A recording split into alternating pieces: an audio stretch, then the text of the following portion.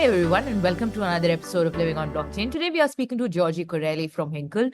Hinkal is a privacy layer for Web3. So Georgi has a rich background in blockchain technology and privacy-focused solutions. This was a very interesting conversation because what they are creating it has a core focus within privacy. So privacy in Web3 transactions, enriching the user experience, enhancing it for blockchain adoption, and basically, moving on that very fine line between balancing privacy and transparency in the DeFi space. I can't wait for you guys to hear this. Let's deep dive right in. Hi, Georgie. Thank you so much for making out the time to speak to me today. How are you doing? I'm doing good. Thanks for having me. Awesome. Thank you so much for making the time to speak to me. Now, for our listeners, can you share a little about your journey into Web3 blockchain? What inspired you to start Hinkle?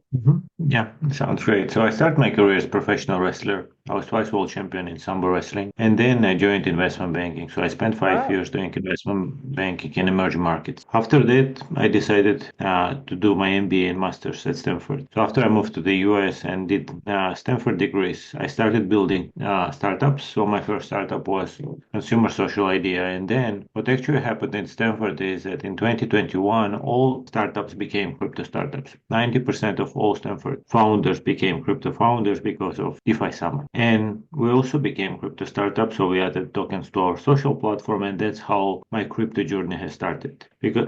Because of the nature of my previous experience in investment banking, crypto seems very relevant, so I quickly grasped the foundations. And my brother, who is my CTO, started learning Solidity and was also super excited about it. And despite the fact that then we had crypto winter, we were in a very right vertical, so we started building in privacy because we realized that the premise of crypto is actually substitute traditional financial rails and to build a more equitable, just efficient financial system that doesn't require so many people and intermediaries that we have now in financial rails like banking. And fast forward 2.5 years, it was the right bet. So it was, we raised a good amount of money. We have a team of 20 people and we are super excited what we're building. Awesome. I think, yes, your bet definitely paid off, choosing privacy as a cornerstone for your venture, especially in this ecosystem. But can you tell me a little more about the privacy layer that you are building and what were the kind of initial challenges that you faced? Because like you mentioned, there was the crypto winter. So there must have been times when you must have doubted your path.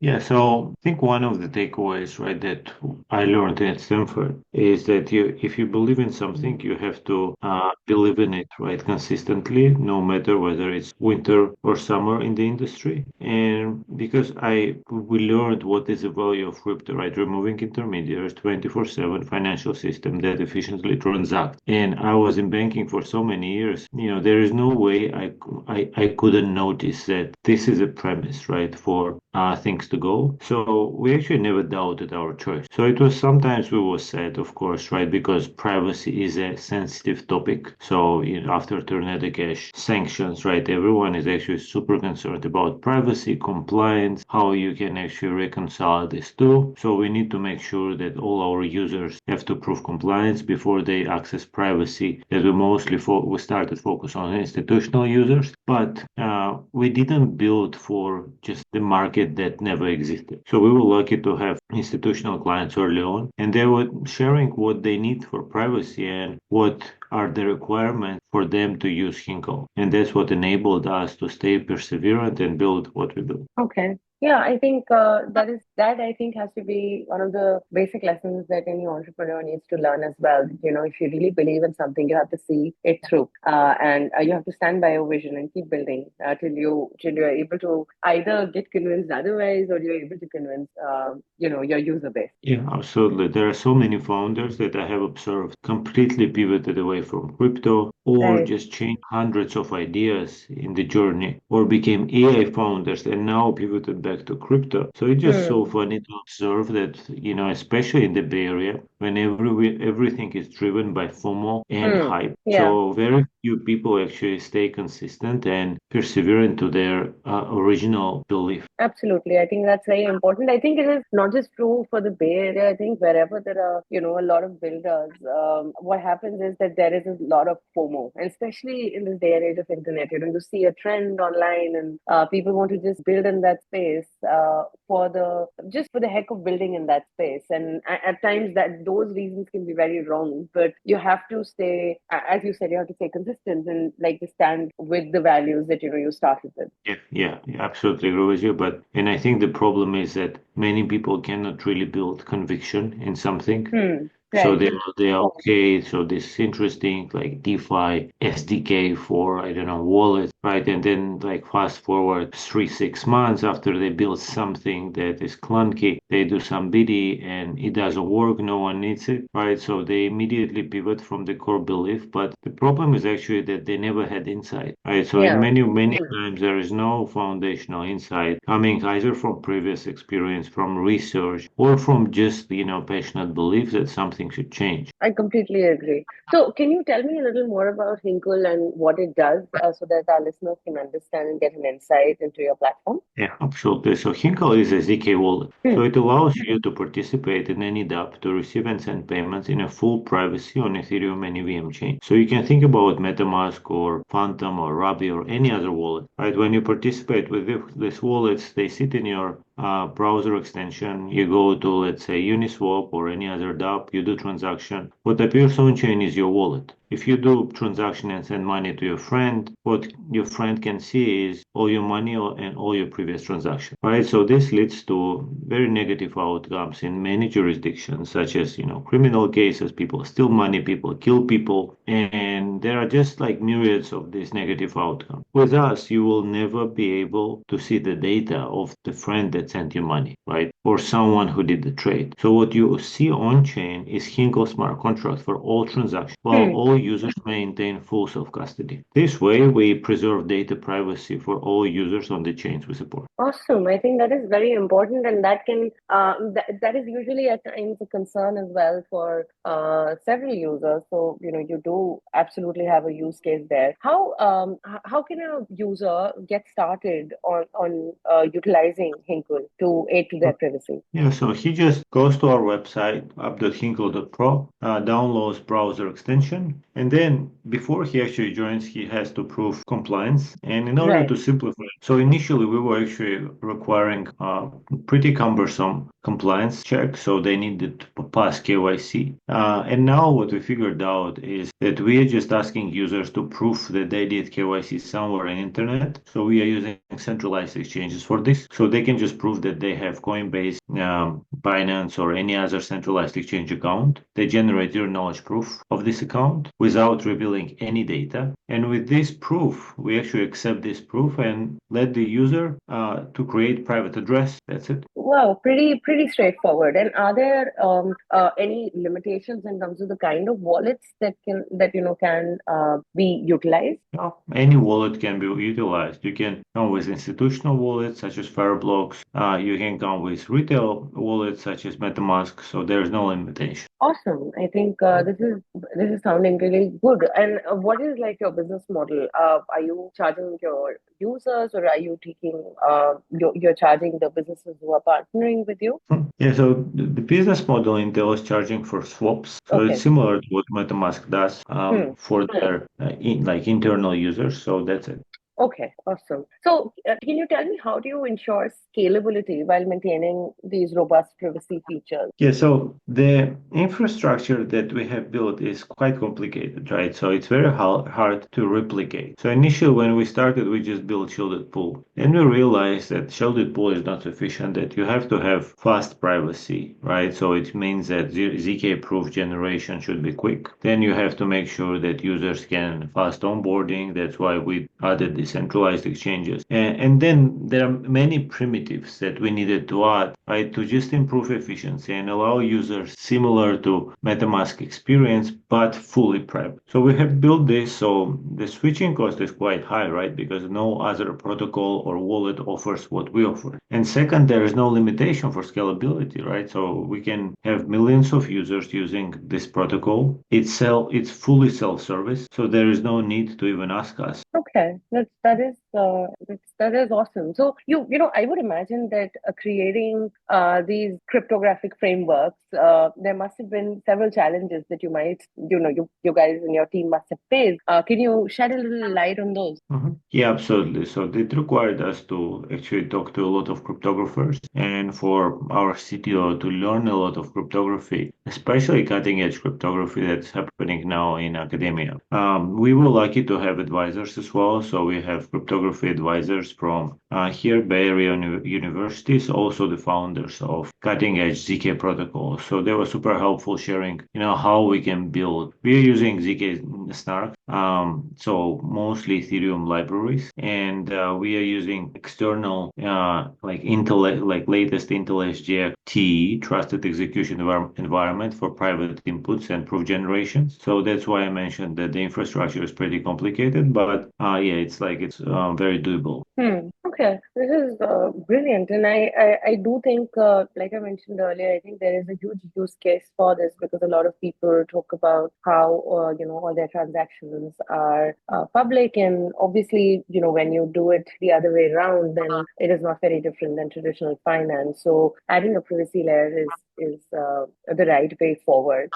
Yeah. So, our intention is to enable Web2 users to come to Web3 and have same experience, right? What Right. experience they have now, they have fully public experience of on-chain assets, right? Whoever comes and sees that, you can see, I can see all their transactions. That's a big red flag. How we can solve it? We can have a privacy on the wallet side. You don't need a chain level privacy because chain level privacy is actually quite inefficient, right? So you don't need privacy for many different primitives, right? For oracles, for data aggregation. So like when everything is private, it's actually a big problem, right? Plus it leads to very congested chain like that requires very high throughput, right? And some strong machines for acceleration. So with us, right, it's a private wallet that sits on top of the chains that allows user to have same experience that they have in Web2, but in Web3, that is 24/7. I think it's very important to actually bring in a lot of the user experience, basically, I think from Web 2 to Web 3, if we really want to onboard Web 2 users into Web 3, because they're used to doing things a certain way. They're used to, data looking a certain way when they're producing it, and expecting user behavior to change that quickly is difficult. So I think it's good to imbibe these ethos into Web 3 products so that we can make it more friendly for these new set of users joining Web 3. Yeah, absolutely. So I think there is another question, right? How to target these users? What should be the value proposition? Is Yeah. it new users or they are already aware of Web3? But that's a completely different question that we should tackle. But I think there is a one bulletproof use case, which is payments, right? So everyone wants to pay someone, right? And most of the cases, remittances are international. Some B2B payments are also international. So it seems we are getting to the point where crypto payments in stablecoins are actually way more efficient than traditional rails. They are cheaper, they are quicker, and they provide all same guarantees by 24/7. So one of the problems there is privacy, of course, right, on the sender or recipient side. And that's what we solve now. Absolutely. So what kind of sets Hinkal apart from other privacy-focused decentralized solutions? Yeah, so probably let's start with unbundling. What type of solutions are there in privacy? Right, so let's start with L1s. There are a few L1s such as Aleo, Secret Network. And the problem with them is in order to be private there, you need to migrate to their ecosystem. So you need to have wallets supported there. You need to have dApps that you use on a regular basis supported there, and you need to bridge your assets there, right? So that's a huge lift for privacy. So you need to completely change your environment, right, from, let's say, Ethereum or Base to have this privacy guarantee, right? Plus liquidity, right? So do you have the stable coin there or no? Do you have this, wrapped asset there or no? So there are a lot of problems with this approach, and I actually I don't think that's a scalable way, right? You need to have privacy wherever you are, right? And this means that on the chains that have the highest volume, the highest number of dApps, the highest number of users. And as for now, it's Base, it's Ethereum, and it's Solana. It's just three chains, no more. So first is like L1s, right? Second approach is L2s. And for L2s, there are also a few solutions. Probably the most famous is Aztec Network. There is also Phoenix. So it's L2s based on Aztec is ZK, to Phoenix is FHE, and then they have the same problem, right? Even though they have security of Ethereum because of layer 2 type of solution, they cannot, they need separate liquidity, they need separate assets on L2, and then they have the same problems. They inherit same problems of scalability that they have, that L1s, private L1s have. So, ZK on Aztec, I don't know how fast it can be, but there is some TPS constraint because you need additional computation. FHE is very far away from reality, right? Current TPS of FHE is 3 transactions per second, which is impossible to really have any type of innovative dApps, right? Because for DEXs, for lending protocols, you need higher TPS.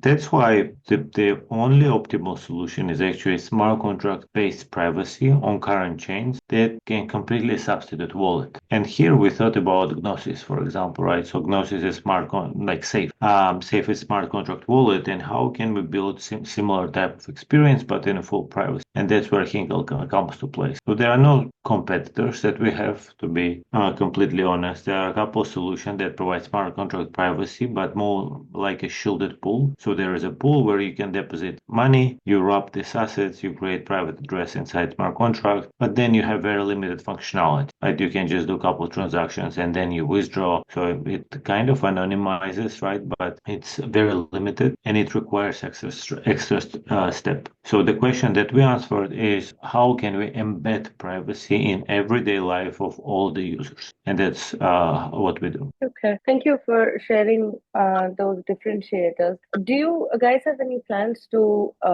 give support to other, layers, other layer twos, or any kind of other bigger plans or bigger milestones that you guys might have that you would like to share with our listeners? Yeah, so actually we just started. The wallet will be live in the next 2 weeks. So currently Hinkal functioned as more as a dApp, so it allowed users to have privacy on limited number of dApps such as Uniswap, Pendle, Curve, Convex, Biffy, basically whatever liquid funds institutions that we are working with asked us. And now we are scaling this approach, and before also Hinkal was slow, right? So we did proof generation in the browser. Now we are using SGX TE. So we did a lot of work, right, to enable this, what we do right now. And of course, there are massive plans, right, to launch new chains, to improve user experience also on the, let's say, payment recipient side, to have just better user experience also in the browser, right, to have wallet abstraction. So there are many plans, but I think the core is, can Hinkal be embedded in the current wallet ecosystem, but also enable other wallets to enable privacy? And that's what we do. So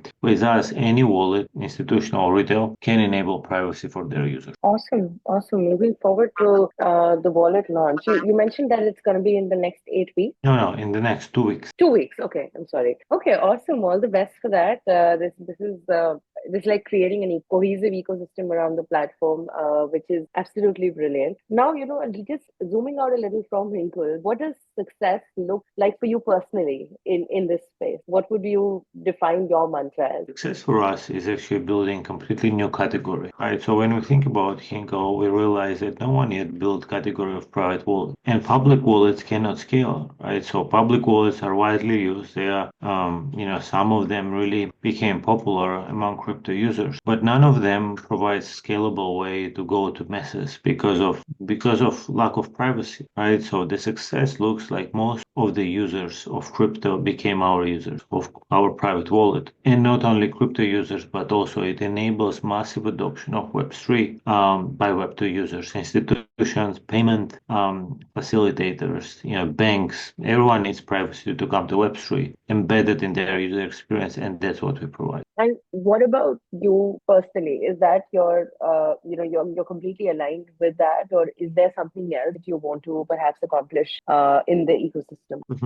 For me, it's about how excited I am about what I'm solving and how big is the problem, right? So, I had same type of excitement when I was wrestler, when I was doing investment banking, when I stepped into entrepreneurship path at Stanford. So it's about, is it a huge problem that makes me excited that will change a lot of lives and impact the industry? And the answer here is yes, because that's an absolutely crucial step and crucial infrastructure for adoption. So my success and my personal desire is there. So how much this can impact the crypto and enable new use cases and new builders come to change. Awesome.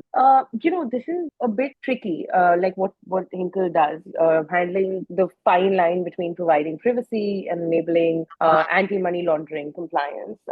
So can you shed a little light on that? Because the space is dynamic and the laws of different countries and the compliance required can be a little tricky to handle. How are you guys dealing with that?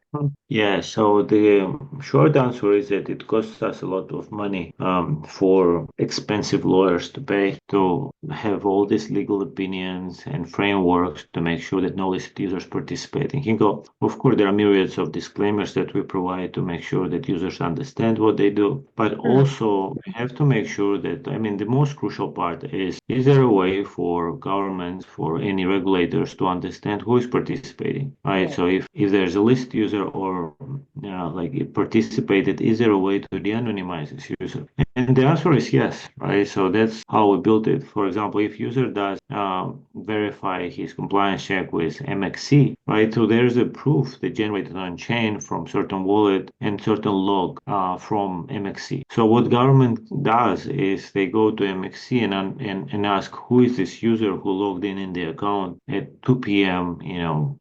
December 18th. And that's the answer, right? So there is a way for every user to be de-anonymized at the point of entrance when they verify compliance and that they are not part of any illicit list. Okay. Yeah, but I would imagine that this would come with a real high cost for you guys. Like you mentioned, it's about paying a lot of lawyers and making sure that you're on the right side. But how do you foresee global regulatory trends becoming stricter or more accommodating towards privacy in blockchain in the future? Yeah, so we are actively monitoring Tornadic Cash situation and what's happening in the lawsuit. And now we see some positive movements on that side.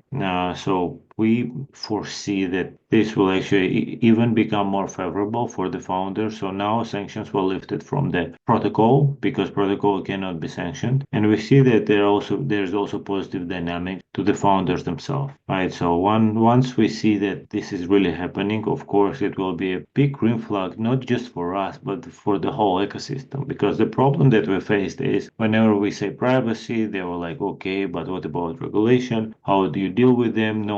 And then a lot of the answers is no, we don't want to touch private. So how can we deal and solve it is actually whenever this lawsuit is about to end, right? And if the outcome is positive, we finally see that privacy is a real industry. It's fundable. People are excited and they are not afraid to touch it. So that's the outcome we are looking for, and we are actively watching the lawsuit. Okay. Yeah, that is interesting. Now, looking at it from the perspective of Web3 governance, how do you think privacy-focused solutions, what kind of a role will they play in the future in Web3 governance in general? So the Web3 governance, actually, that's a very interesting topic because one of the big protocols that we are dealing with and optimizing privacy is governance, right? How can we enable private voting? Because a lot of problems with governance is that when someone votes or delegates votes, it's happening on chain. So there is a way to see who did this, and they just repeat, right? Or they just criticize, or these people don't want to vote and they just delegate because they will be criticized. So there are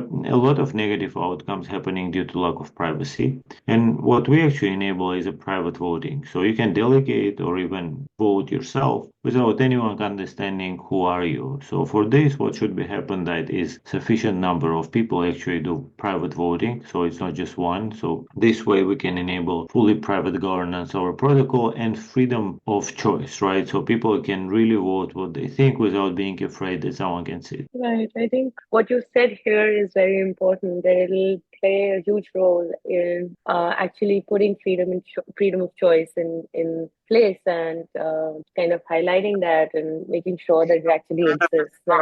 Privacy layers can do that.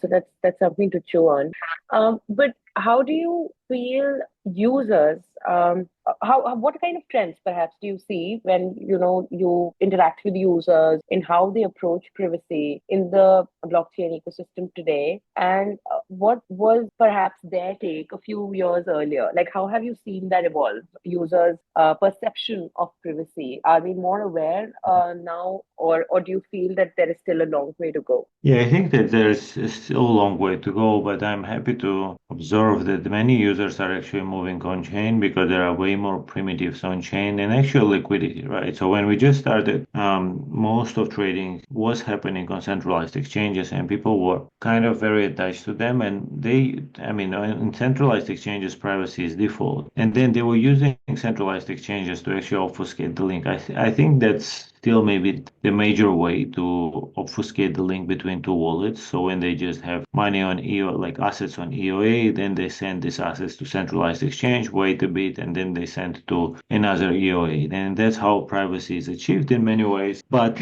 what I'm observing now that finally we are unlocking better user experience with privacy, where you don't actually need to send to centralized exchange to wait time to send it back, and we can embed this privacy in the user experience because it was actually also learning for us, right? So we were like wrapping our head and thinking, how can we really enable privacy and be just better user experience than centralized exchange? And then we just had two tailwinds, right? First tailwind is that people actually onboard on self-custodial wallets, and second is that our solution is actually better than this method of obfuscation because you can always stay private during any transaction, and there are also some compliance guarantees that we provide. Interesting, very interesting. So can you tell me about, are there any specific ways that your platform or your team is trying to educate the users about privacy risks and how to mitigate them? Is that something that you're doing? Are you working for the community as well in that aspect? Yeah, we do a lot of work, educational work to let users know the problems with lack of privacy. And there are a lot of actually news, right? So every week we probably see the news how the lack of privacy impacts lives of users, right? Lives, wealth, they are hacked, right? The people steal money, people kill them, right? And there are so many negative outcomes due to lack of privacy. And every time we see them, we educate the user. There are also a couple websites such as or Twitter handles such as Look on Chain, where you see movements of big wallets, and they are all doxed and triggered, right? And Arkham helps this to happen. So we're also educating users that this is bad and you can prevent this. And in order to prevent this, it's super easy. You just create private address and store money there. No one can see your money. I think it's very important to educate the user as well at times. Like Tom Ford had said, I think that had I asked the users directly, they would have asked for faster horses. So I think at times the user has to be made aware of the issues that there might Mhm. exist with the existing system, so that they are able to actually accept it, because at times they don't consciously understand it. Yeah, and that's a problem, right? So with the Hmm. level of reading people do now. So they just skim couple letters, right, or couple sentences. And it's really hard, right, to capture the whole idea and educate them in this, in this few seconds that we have. So we have to make sure that we are very concise. We repeat the same message, right? And we actually build awareness, right? Because the first step here is building awareness before you show the solution. And we are working a lot on this, right? To let people know about the awareness. And of course, right, with crypto people, it's super simple. So they already use wallets. They understand that it's all happening on chain, and many of them have problems with this, with the outcomes of this behavior. Right? But if we imagine completely new users coming on chain and studying what's happening there, that's a completely different lift, right? So this will take years to educate them that they are fully public, especially this new generations of users who don't want to read, don't want to study, and they just want to use immediately. That's true. But even keeping that in mind, are there any steps that you're taking to make Hinkle more accessible to non-technical users?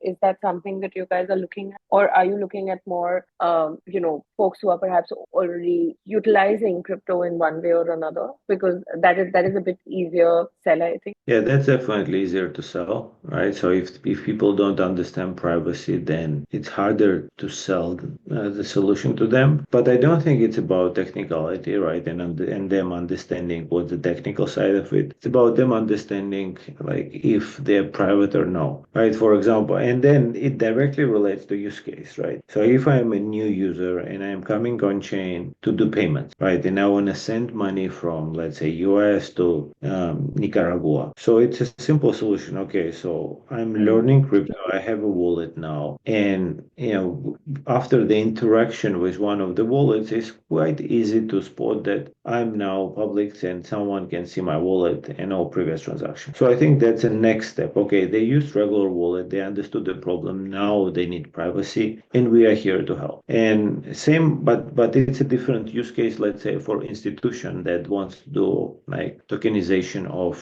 the fund, right? So then they have to really research because tokenization of the fund can lead to a lot of negative consequences. For example, when Franklin Templeton tokenized its first fund, they immediately receive a lot of shit tokens to this fund, to the wallet, and it was a negative experience that they had. So for this type of more sophisticated institutions that never touched privacy and never touched crypto before, of course, they would prefer to have privacy first. Right, right, right. Absolutely. Are there any plans to incorporate additional tools or features to further enhance the user control over their data? Is that something that you're looking at actively? Yeah. So one of the solutions that we will be integrating as one of the next steps is, of course, is multi-party MPC or multi-sig. So that's what a lot of institutions or bigger enterprises care, and that's obviously something that we need to have to onboard larger value users. And of course, right. So this, as I mentioned before, security is number one, right, for a lot of users. So I would say that if institution can, or even consumer, right? So thinks about, okay, which wallet to use, and then they have MetaMask that over the past many years didn't have any flaws and any hacks, and let's say Hinkal that is 2 years in the market, also super clean. If they don't critically need privacy, they might choose MetaMask, right? And then once they need privacy, they can port it over and really see our audit, security guarantees, and other to Hinkal, right? So that's one of the problems, right, that every new protocol or wallet face, right? How to convince users that it's a secure protocol or secure wallet. And we are on this road, right, to make sure that they are convinced. So we did 5 audits. Every couple of months we do another audit. We bring new security experts, blah, blah. So all these details needs time, unfortunately. Right. Okay. And what are there any specific blockchain networks or platforms you're actively looking to partner with at the moment?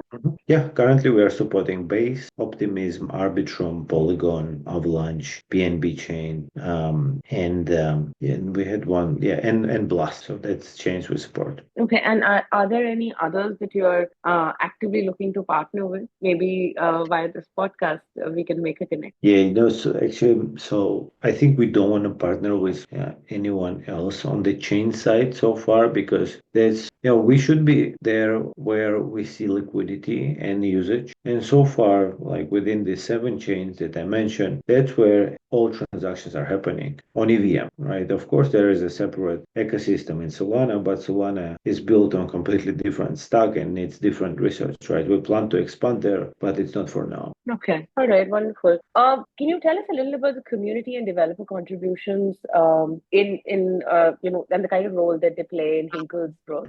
Yeah, so I think community is super important for one reason actually, and this one reason is not just them, farming the protocol and using it for the numbers that you can show for the next raise or token launch or something like monetary that you can obtain, but more like a testing. So they share the feedback that no one else shares, and more you have them, higher is the level of feedback. So you can really improve the product based on this iteration, and this community, rewards you with this outcome. Okay, that's interesting. What are the more exciting advancements that are happening right now in blockchain privacy that you are keeping an eye on? And obviously now we're zooming out from Hinkle and we're talking about the ecosystem as a whole. But are there any trends in the space that you are keen on and you feel that they'll stand the test of time? Yeah, so I was looking at the ecosystem mostly. So there's privacy on Cosmos, there's privacy on different like on Solana, and what I see that now most of the focus is tailored to confidential compute. So basically, how to make sure that when you compute data, right? So this data is detached from the persona that needs this data, right? And there are a couple protocols that enable this. They call it blind compute. Very futuristic, right? So it's basically making sure that people now are really worried, right, or will be worried at some point about the data that AIs really have about them, and decentralizing this data and making sure that they don't have this input. I think it's important. It will be needed 100%. The question is if it's needed right now, and the answer that I'm giving is no, it's not, right? And same applies to previous epoch of privacy, right? So when in 20, like probably it's 3 4 years ago, first privacy solutions were mostly used, or they had a lot of usage, right, for just kind of illicit users, right? And then they became more sophisticated. They found how to filter out illicit users, and now we have this compliance guarantees and compliance privacy, right? So it's like every industry goes from basic primitives and kind of not super sophisticated users to sophisticated, more institutional users, where we actually see more capital influx. So same for confidential compute, right? So who needs confidential compute right now is probably someone who is really worried to giving the data to AI because there is some illicit, some bad data that I don't want to share with anyone, right? So, and I think same vertical will grow and reach sophistication. So I think it's pretty good vertical to pick in privacy, but we are just not there. It is something that will potentially grow in the future, but at the moment, perhaps it's a little too early. Yeah, absolutely. And as you observe, right, narrative is something that people really follow in crypto, and they pivot immediately when they see that there is some narrative adjustment that they can make based on their protocol. And that's what I observed with AI, right, in crypto. So actually, a few crypto privacy protocols, when they saw that AI became super relevant, they immediately became confidential compute protocols, and I even saw the decent numbers from venture capital firms because they had some previous experience with privacy as well. So I'm not, what I don't like is that it's still very futuristic, right? So it's not built for current time. And what I like in what we're building is that we can actually have users right now, and the use case is growing, right? So you actually see the feedback, you see the outcome, and you grow with your users and adoption of crypto. And there is nothing more rewarding like this versus just waiting acknowledging that there is a future industry that might appear at some point, but solutions are not there. Right. Yeah, I completely agree. You need to build for the now. It's good to be future facing and have a vision, but you need to be like timing is everything, and that can be make or break for any project. Yeah, but there is actually also counterexample, right? If you think about companies, right? So when they were doing gaming chips that no one needed, so Jensen actually locked himself for 5 years and said, okay, we are doing the most productive, and it will be needed in the future. So he had this huge conviction that what he is creating will be needed, and it will be impossible to catch up, right? His pace, and he was right. Right. So there's actually the opposite side of it, right? That people can pick the right industry and just be so much futuristic that finally they have a product and there is a time when it's needed and there is no one else who solved it. Yeah, that is true. I think arguments can be made from both the sides. I've just this has been a very insightful conversation, and but we are sadly a little running out of time. I would ask you perhaps two more questions before we wrap this up. One thing is,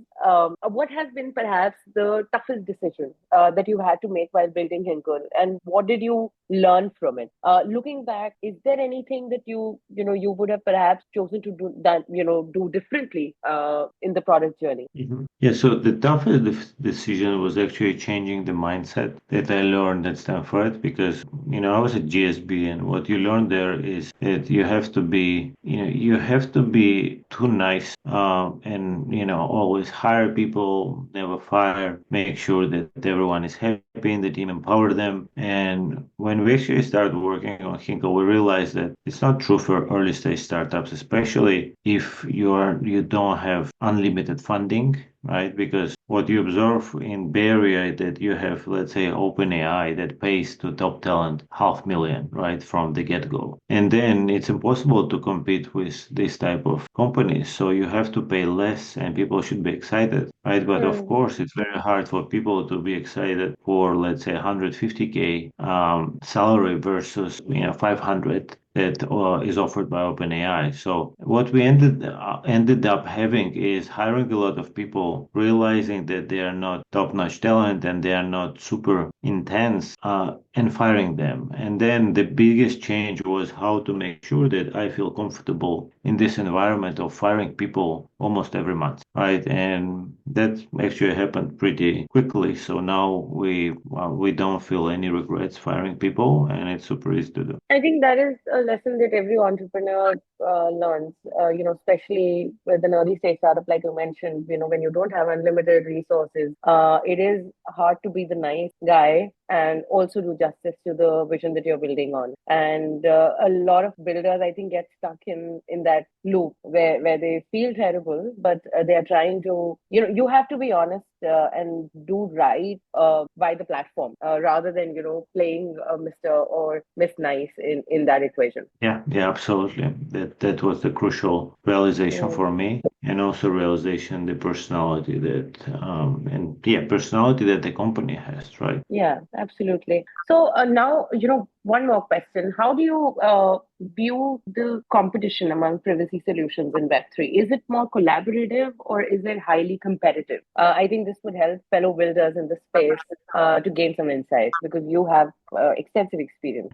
Yeah, what I like in crypto that it's very like super highly collaborative space, right? So we talk to a lot of researchers, privacy protocols, and they are super willing to share what they're working on. You share with them what you're working on, and you kind of grow together when the pie is growing. And the pie is growing, right? Which means that now crypto is like whatever, it's like few hundred billion in ETH assets, right? So, but the premise is that it will have trillion. So that's basically the framework that we have. But we also notice that some protocols don't want to share, and they never want to talk. So there was actually a couple protocols. They are no longer alive, and we even tried to talk to them, like collaborate, and they never wanted, and then they closed the startup. So yeah, so I think you will see a lot of different people. There is a lot of egos, of course, right? And yeah, it's very hard to fight ego, especially when you are early in the career, because it hits your head. But I'm glad that we are on a bit on the older side, so we learned a lot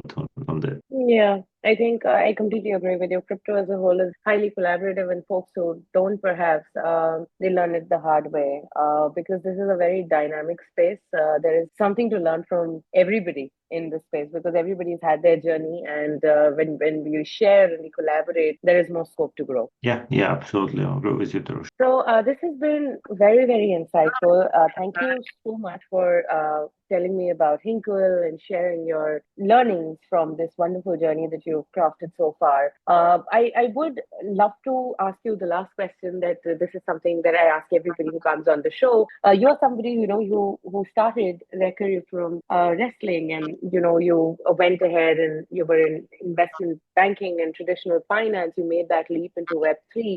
What would be your advice for somebody perhaps on similar trajectory where they are in Web 2 or they are not really looking, they're still looking at Web 3 with a little bit of skepticism for them to start really living on blockchain? What would be your suggestion to them? Yeah, so my suggestion is that there is no better industry than blockchain from capital, from liquidity standpoint, right? So what I see over the past 3 years that I'm in blockchain, that people just, build amazing outcomes very early on and they keep building, it's a very collaborative industry. You fly, you build together, you grow together. So this, it's such a phenomenal industry. I'm always criticizing people who are concerned because they see no use case or they have other concerns, right? Because they never really spent time studying the vertical and they disappointed early and they were not strong enough to rethink and think about different perspectives why crypto is so popular. So yeah, so that would be my suggestion, right? Just be flexible in what you think, right? And try to think like why really so many smart people are here and if you really enjoy talking to them. So just diversify the set of people, talk to them and join, because when initially we were in Web 2 building something in consumer, and when we joined Web 3 we realized that if you're part of something that grows and the pie is growing, it's completely different mindset and more opportunities versus just refurbishing current industries in B2B SaaS or consumer where everything is more or less tried, right? So there's like way more space for ideation if you are now in crypto or AI. Or the last one is sustainability, right? But sustainability cycles are a bit longer, so it's quite boring to be in. Okay. Yeah, I think you're right. I think these are the industries that are here to stay. If you're going to be betting on those, and if you're going to be building in these, you are in the long-term game. So that is wonderful to hear. Thank you so much once again for making the time to speak to me today. This has been a very insightful conversation. Any last thoughts before we wrap this up? Yeah, thank you so much, Tarush. I actually enjoyed conversation and I was surprised how you were able to ask so many questions in such a short time. So I appreciate your time. Absolutely. I love doing this, and thank you for sharing all the answers that you did. Thank you. Have a great day, Tarush. You